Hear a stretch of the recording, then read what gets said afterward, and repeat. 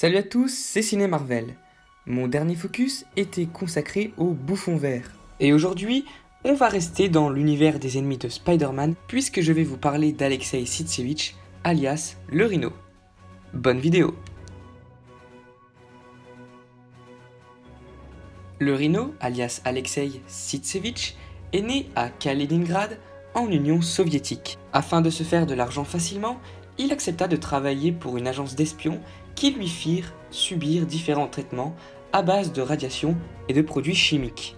À la suite de cela, son corps fusionna avec sa fameuse combinaison à la ressemblance d'un rhinocéros.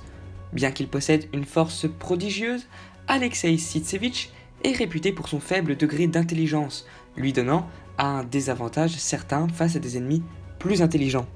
Même si le Rhino est un ennemi récurrent dans les comics Spider-Man, il n'a jamais pu devenir emblématique et aussi charismatique qu'un bouffon vert ou un Dr Octopus par exemple.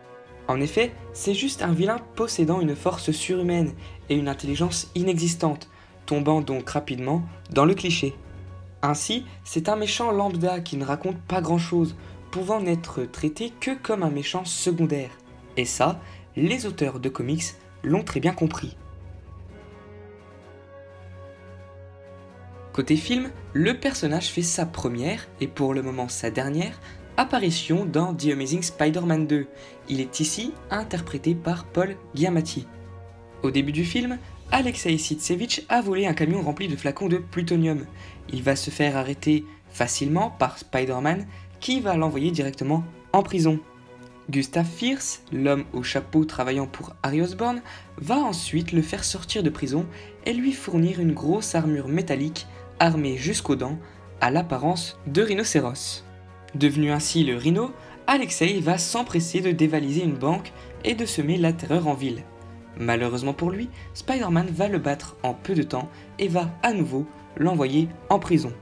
Au niveau de son caractère et de ses origines, le Rhino est fidèle aux comics.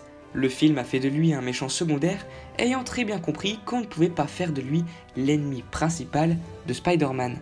En revanche, Alexei Sitchevich possède ici une armure à l'apparence de Rhino, et non un costume qui a fusionné avec lui, ainsi qu'une force surhumaine.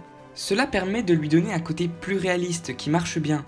Donc pour toutes ces raisons, le Rhino est plutôt réussi dans ce film, sans être le méchant de l'année. C'est la fin de ce focus sur le Rhino, j'espère qu'il vous aura plu. Si c'est le cas, eh bien n'hésitez pas à liker, commenter et partager la vidéo, sans oublier de vous abonner à la chaîne pour ne pas manquer ou oublier la sortie des prochaines vidéos. Quant à moi, je vous dis à une prochaine fois, salut!